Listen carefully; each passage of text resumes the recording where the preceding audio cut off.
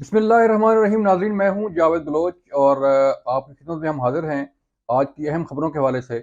کہ آج اسلام آباد میں کون سے اہم کیسز کی سماعت تھی۔ ایک کیس جو ہے بڑا اہم case supreme court of Pakistan میں، اس کی آج ہیئرنگ تھی، جس میں honourable chief justice of Pakistan جو ہے انہوں نے ان کے بڑے اہم ریمارکس بھی ہیں اس کیس میں۔ دوسرا بڑا اہم کیس جو ہے وہ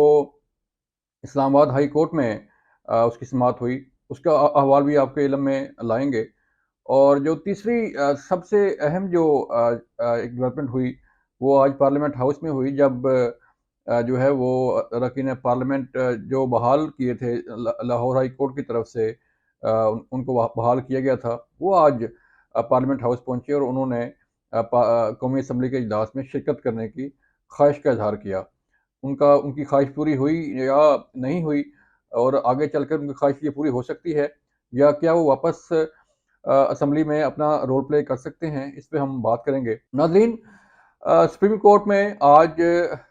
نیب ترامیم کے حوالے سے بڑا اہم کیس تھا، جس میں جو ہے وہ chief justice of Pakistan Amrita Bandial کی سربراہی میں بینچ نے سماعت کی۔ یہ کیس نیب ترامیم کے خلاف عمران خان صاحب نے دائر کیا تھا سپریم کورٹ آف پاکستان میں، اور یہ استدعا کی گئی تھی کہ جو نیب ترامیم میں تبدیلیاں ان کو ختم کیا جائے۔ اس والے سے آج سماعت تو اس نیب ترامیم پر تھی، لیکن بات جو ہے وہ جا پہنچی عام انتخابات پر، اور اس کے علاوہ بات جو ہے وہ پہنچی عمران خان کی اسمبلیوں میں واپسی پر۔ اسمبلیوں کی تحریر کے حوالے سے بھی بات ہوئی اور عام انتخابات کے حوالے سے بھی بات چیت کی گئی۔ امرتا بندیال صاحب نے بھی اپنے ریمارکس دیے، اور جو باقی معزز جج صاحبان تھے اس بینچ میں، انہوں نے بھی اپنے ریمارکس دیے، جس میں یہ کہا گیا، یہ سوال اٹھایا گیا کہ پارلیمنٹ کو جان بوجھ کر خالی رکھا جا رہا ہے، پارلیمنٹ کو مکمل نہیں کیا جا رہا، فیصلہ عوام نے ہی کرنا ہے اور عوام کی طاقت سے ہی فیصلہ ہونا ہوتا ہے۔ عمران خان صاحب جو ہے ملک کی سب سے بڑی جماعت کے سربراہ ہیں، کوئی عام شخص نہیں ہے، یہ ان کی طرف سے دائر کردہ کیس ہے، تو اس لیے اس کی اہمیت بھی اسی طرح کی ہے۔ اس کے ساتھ ساتھ آنریبل کورٹ نے یہ بھی ریمارکس دیے عمران خان صاحب جو ہے کہ متعلق، پہلے یہ فیصلہ سامنے آیا تھا کہ انہوں نے اسمبلیوں میں واپس نہیں جانا، لیکن معلوم نہیں کہ انہوں نے پھر یہ فیصلہ کر لیا کہ وہ اسمبلیوں میں جا رہے ہیں۔ یہ بھی معزز بینچ نے جو ہے سپریم کورٹ کے بینچ نے یہ بھی سوال اٹھایا کہ اگر عمران خان صاحب جو ہے انہوں نے اسمبلیوں میں نہیں آنا تو الیکشن کیوں لڑتے ہیں۔ یہ بڑا اہم نقطہ تھا، بڑا اہم پوائنٹ تھا جس پر بات کی گئی، اور اس میں جو ہے وہ حکومتی وکیل نے بھی دلائل دیے، اور آنریبل کورٹ نے بھی اپنی جو ہے وہ اس سماعت کے دوران یہ اہم ریمارکس جو ہے وہ سامنے آئے۔ لگ یوں رہا ہے کہ ظاہری بات ہے سپریم کورٹ پاکستان کے جو معزز جج صاحبان ہیں وہ بھی اس ملک کا حصہ ہیں، اور انہیں بھی جو ہے وہ خبریں ڈیفینیٹلی پہنچتی ہیں، اور جو ملک میں ہو رہا ہے، جو غیر یقینی کی صورتحال ہے، وہ بھی سپریم کورٹ کی نظر میں ہے کہ کس طرح غیر یقینی کی صورتحال پیدا ہوئی ہے ملک میں، معاشی صورتحال جو ہے وہ سامنے ہے، مہنگائی کی صورتحال سامنے ہے، عوام کے مسائل جو ہیں وہ سامنے ہیں، پیٹرولیم مصنوعات کی قیمتیں جو ہیں وہ سامنے ہیں، تو نیچرلی جو ہے وہ سپریم کورٹ پاکستان کے معزز جج صاحبان بھی جو ہے ان کے بھی علم میں ہے کہ ملک میں کیا ہو رہا ہے اور کس طرح ہو رہا ہے۔ اس کے ساتھ ساتھ آج ایک اور اہم ڈیولپمنٹ تھی، جب لاہور ہائی کورٹ سے بحال کیے گئے 43 اراکین پارلیمنٹ، اراکین قومی اسمبلی، جنہیں معزز عدالت نے بحال کیا تھا اور ان کو جو ڈی نوٹیفائی کرنے کا فیصلہ تھا اسے معطل کیا تھا، آج وہ 43 اراکین اسمبلی پارلیمنٹ ہاؤس پہنچے اور انہوں نے قومی اسمبلی کے اجلاس میں شرکت کرنا چاہی، لیکن انہیں شرکت نہیں کرنے دی۔ اسپیکر قومی اسمبلی کی طرف سے یہ کہا گیا کہ ابھی تک اسپیکر آفس کو لاہور ہائی کورٹ کا فیصلہ موصول نہیں ہوا، جب تک ان کا تحریری فیصلہ انہیں موصول نہیں ہوتا اس وقت تک یہ اراکین قومی اسمبلی جو ہیں یا اراکین پارلیمنٹ یہ قومی اسمبلی کے اجلاس میں شرکت نہیں کر سکتے۔ جو اراکین وہاں پر گئے تھے 43 اراکین، انہوں نے سینٹ میں قائد حزب اختلاف ڈاکٹر وسیم کے چیمبر میں ان سے ملاقات کی، وہاں پر اپنا ایک اجلاس منعقد کیا، اور جو ہے وہ وہاں سے پھر واپس چلے آئے۔ یہ فیصلہ ہوا کہ 14 فروری کو جو جوائنٹ سیشن ہونے جا رہا ہے، 14 فروری کو پارلیمنٹ کے مشترکہ اجلاس میں جو ہے وہ شریک ہوں گے۔ اس وقت تک لاہور ہائی کورٹ کا فیصلہ بھی جو ہے وہ اسپیکر قومی اسمبلی کو پہنچ جائے گا، اور اسپیکر قومی اسمبلی نے جو فیصلہ کرنا ہے وہ کریں گے۔ سوال بڑا اہم ہے،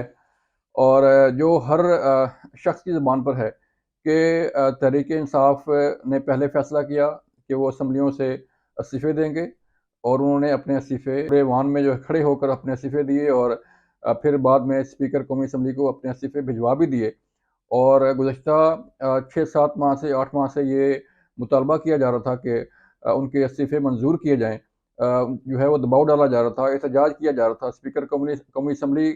پر تنقید کی جا رہی تھی کہ وہ ان کے استعفے منظور نہیں کر رہے، لہذا وہ جلد از جلد تحریک انصاف کے اراکین کے استعفے منظور کریں۔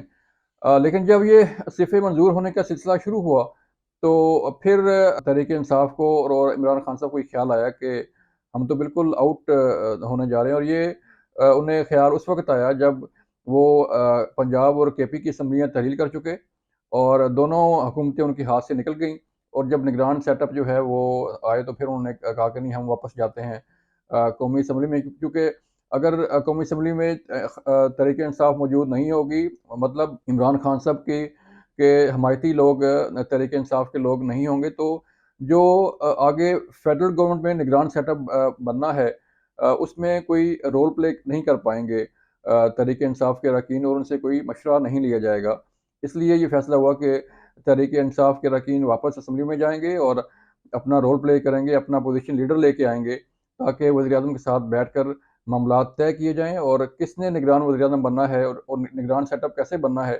اس حوالے سے اپنا رول پلے کر سکیں۔ لیکن شاید دیر ہو گئی، اور جو ہے وہ اراکین قومی اسمبلی کو پارلیمنٹ ہاؤس میں آنے تو دیا گیا، لیکن وہ اجلاس میں شریک نہیں ہو سکے۔ اس کا فیصلہ بھی آئندہ 2-4 روز میں ہو جائے گا کہ انہوں نے اجلاس میں شرکت کرنی ہے کہ نہیں کرنی، اور اسپیکر قومی اسمبلی یا الیکشن کمیشن جو ہے لاہور ہائی کورٹ کے فیصلے کے خلاف سپریم کورٹ سے رجوع کرتا ہے یا نہیں کرتا، یہ آئندہ چند دنوں میں اس کا فیصلہ ہو جائے گا اور جو عوام کے سامنے آ جائے گا۔ ایک اور بڑا اہم کیس ناظرین، اسلام آباد ہائی کورٹ میں اس کی سماعت ہوئی، اور وہ کیس ہے ٹیریان وائٹ کیس، جو عمران خان صاحب کی مبینہ بیٹی کے حوالے سے ہے کہ انہوں نے اپنے کاغذات نامزدگی میں ٹیریان وائٹ کو جو ہے وہ شو نہیں کیا، اس کے متعلق معلومات نہیں دیں کہ ان کو ان کی مبینہ بیٹی ہے یا نہیں ہے۔ یہ کیس زیر سماعت ہے اسلام آباد ہائی کورٹ میں، اور آج بھی اس کیس میں کوئی اضافی ڈاکومنٹس جو ہے وہ جمع کرائے گئے۔ اس کیس میں جو وکیل ہیں عمران خان صاحب کی طرف سے، سلمان اکرم راجہ نے وقت مانگا کہ انہیں وقت دیا جائے، جو اضافی ڈاکومنٹس آئے ہیں وہ انہیں پڑھنا چاہتے ہیں، اس کی تیاری کرنا چاہتے ہیں۔ کورٹ نے وقت تو دے دیا، 1 مارچ کی دوبارہ اس کیس کی سماعت ہوگی، لیکن آہستہ آہستہ یہ کیس بڑا اہمیت اختیار کرتا جا رہا ہے۔ اس کیس کا اثر جو ہے وہ عمران خان صاحب کی سیاست پر پڑنے والا ہے۔ ظاہری بات ہے، جب کاغذات نامزدگی میں جو ہے وہ آپ جو چیز آپ کے علم میں ہے وہ شو نہیں کریں گے یا غلط بیان حلفی دیں گے، تو ڈیفینیٹلی اس کا ایک قانون ہے، قانون دائرہ کار ہے کہ اس پہ کیا کارروائی ہو سکتی ہے۔ لیکن یہ کیس جو ہے وہ آئندہ چند دنوں میں، آئندہ آنے والے دنوں میں بڑی اہمیت کا حامل ہوتا نظر آ رہا ہے۔ 1 مارچ کو سماعت پھر دوبارہ ہوگی، اور اس سماعت میں آگے چل کے کیا ہوتا ہے، کورٹ آگے کیا ڈائریکشن دیتی ہے اور کیا آرڈر کرتی ہے، یہ تو معزز عدالت نے کرنا ہے۔ لیکن جو نظر آ رہا ہے، جو چیزیں سماعت کے دوران سامنے آ رہی ہیں، اس سے یہ لگ رہا ہے کہ جو ہے وہ شاید خان صاحب یہ اس کا پراپر جواب نہ دے سکیں کورٹ کو، اور کورٹ کو مطمئن نہ کر پائیں۔ تو جب کورٹ کو مطمئن نہیں کر پائیں گے تو ڈیفینیٹلی کورٹ اپنا فیصلہ کرے گی، اور اس فیصلے کا اثر جو ہے وہ خان صاحب کی سیاست پر پڑے گا، کیونکہ سال 2023 جو ہے وہ الیکشن کا سال ہے، اور الیکشن ہونے ہیں اس سال قومی اسمبلی کے بھی اور صوبائی اسمبلیوں کے بھی۔ تو اگر ان الیکشن سے پہلے کوئی ایسا فیصلہ آ جاتا ہے کہ جو عمران خان صاحب کے خلاف ہو، تو پھر